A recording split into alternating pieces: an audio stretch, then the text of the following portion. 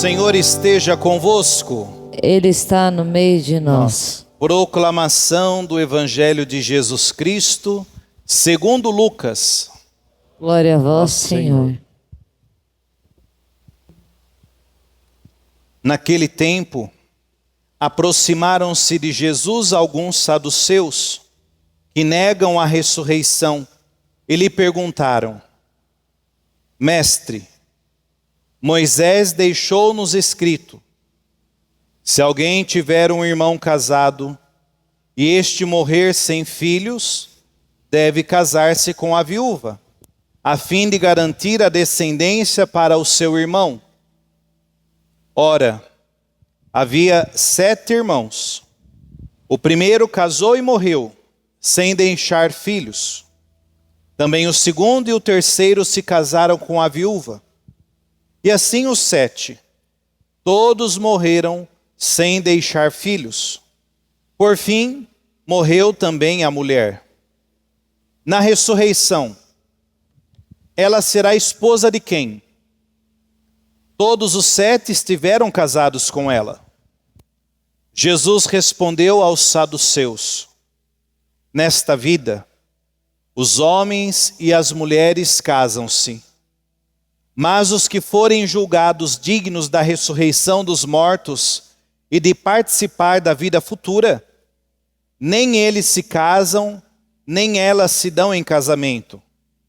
E já não poderão morrer, pois serão iguais aos anjos, serão filhos de Deus, porque ressuscitaram. Que os mortos ressuscitam. Moisés também o indicou na passagem da sarça, quando chama o Senhor o Deus de Abraão, o Deus de Isaque e o Deus de Jacó. Deus não é Deus dos mortos, mas dos vivos, pois todos vivem para Ele. Alguns doutores da lei disseram a Jesus: Mestre, tu falaste muito bem. E ninguém mais tinha coragem de perguntar coisa alguma a Jesus. Palavra da salvação. Glória a vós, Senhor. Que as palavras do Santo Evangelho perdoem os nossos pecados e permaneçam para sempre. Podemos nos sentar um pequeno instante? Queridos irmãos, queridas irmãs, celebramos essa grande mártir da vida da igreja, Santa Cecília, que, como eu disse, no século III, foi entregue ao martírio, juntamente com seu esposo, juntamente com seu cunhado, por desejarem seguir o caminho de Cristo. Ainda a perseguição era muito forte do Império Romano. Então não se podia professar a fé em Cristo Jesus. E Cecília, quando ela foi dada em casamento, ela, na noite de núpcias, ela disse ao seu marido: olha, eu fiz um voto de castidade. A minha pureza, toda ela entregue ao Senhor. Peço que respeite esse voto de castidade. E até mesmo, ela dizia que o anjo de Deus estava sempre próximo a ela e queria defendê-la em todos os momentos da sua vida. Tanto é que o seu esposo respeitou o seu propósito de castidade, até mesmo foi iluminado por um anjo para prosseguir firme nesse propósito junto com Santa Cecília, e pediu ao anjo que também, para seguir esse propósito de manter a castidade de Cecília, que salvasse o seu irmão, até mesmo para ter a conversão em sua vida. E assim foi concedido também. O seu irmão, ou seja, o cunhado de Cecília, também aderiu ao cristianismo, e depois os 3 foram entregues ao martírio. Primeiro os 2 homens e depois Cecília. Cecília era uma mulher muito forte, uma mulher que confiava plenamente em Deus, tinha totalmente a sua vida voltada ao Senhor.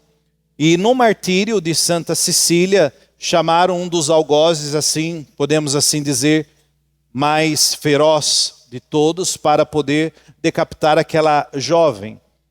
E ele, chegando lá, não tinha até mesmo forças para decapitá-la e fez apenas um corte no seu pescoço. E Cecília ficou ali, naquele estado de agonia, até mesmo por 3 dias, de uma maneira assim, como? Gritando, chorando, esperneando, louvando a Deus, cantando ao Senhor, a ponto de não mais depois ter forças para dar continuidade ali naquela situação, porque foi deixada de qualquer lado, na posição que ela ficou a partir daquele momento que houve a decapitação, né? Mas não totalmente, mas ali o corte no seu pescoço, naquela posição que ela ficou na hora que o algoz fez isso, ela permaneceu ali cantando ao Senhor, elevando a Deus a sua prece, preservou firmemente a sua virgindade, a sua pureza, mas por amor ao Senhor. E não até mesmo quis renunciar antes de ser martirizada a sua fé em Jesus Cristo. E por isso foi decapitada. Santa Cecília, hoje o túmulo dela é ali, onde foi construída uma igreja, porque ela morava ali, tinha uma casa onde é construída a igreja hoje, e ali nas escavações permanece o seu túmulo, onde ela tinha sido decapitada. Inclusive, até hoje, um artista fez o seu túmulo conforme a posição que ela tinha ficado quando decapitada. Porque ela foi, não sei se a primeira, mas depois da exumação do seu corpo, foi aquela que foi encontrada intacto o seu corpo, na posição que o algoz tinha deixado, e assim ela tinha sido enterrada numa urna de cipreste que estava intacta. E isso tudo é para nos mostrar que quando nós temos a total confiança em Deus, Ele não nos abandona. Quando nós colocamos toda a nossa vida nas mãos do Senhor, Ele ouve as nossas preces, como ouviu também as preces do esposo da Cecília, como também do seu irmão. E que nós possamos ter essa força e a coragem também de testemunhar Jesus, aonde nós formos, aonde nós estivermos. Eu creio nesse Senhor que me dá vida. Por isso, como nós ouvimos no Salmo de hoje, né? Cantemos sempre com alegria ao Senhor, porque Ele nos livra de todos os males. Ele nos livra, muitas vezes, daquilo que o mundo quer o tempo todo calar a voz. Mas estar no Senhor significa buscar a paz interior. Estar no Senhor significa elevar a Ele totalmente a nossa vida, e nada mais vai nos preocupar a não ser louvá-lo. É a total confiança nele, é confiarmos mais na providência dele em nossa vida. Ele não abandona um filho que é fiel, uma filha que é fiel. Ele permanece junto conosco o tempo todo. Até mesmo o Evangelho de hoje nos traz essa certeza da ressurreição, esse Cristo que nos abre as portas para o céu. Não para depois tentarmos nos perguntar se vamos continuar a mesma vida que vivíamos aqui nesse céu. Não é isso que o Senhor aqui quer colocar para nós. O Senhor nos abre esse céu para vivermos o amor pleno, onde não vamos precisar mais amar, porque já amamos de verdade, porque vamos viver aquele amor pleno. Não vamos ter que fazer a força para amar, porque aquele amor já vai ser magnífico em nossa vida. E é isso que é importante, por isso que é importante nós estarmos sempre unidos a Jesus. O céu se abre para nós quando nós já queremos viver o amor pleno aqui nessa vida. E viver o amor pleno aqui é garantia de céu, um amor verdadeiro, um amor pleno, um amor que realmente nos capacita cada vez mais. E esse amor nós vamos viver de uma maneira plena diante de Jesus. Hoje que nós acreditamos na fé, aqueles que nos antecederam, aqueles que já faleceram, aqueles que até mesmo os mártires, os santos que nos antecederam, são aqueles que hoje já contemplam de uma maneira plena a face de Jesus, para nós podermos também um dia contemplarmos essa face, porque aqui estamos nessa peregrinação. Queridos irmãos, queridas irmãs, tenhamos esse grande cuidado de não entrarmos em certas discussões que não nos mostram a ressurreição como ponto central da nossa fé. A gente vê tantas pessoas aí buscando respostas para os falecidos, indo em sessões espíritas, indo em vários outros centros para tentar achar alguma resposta daqueles que faleceram. Nós já temos a resposta. A resposta nossa está em Cristo que ressuscitou e nos abre essa porta para nós no céu.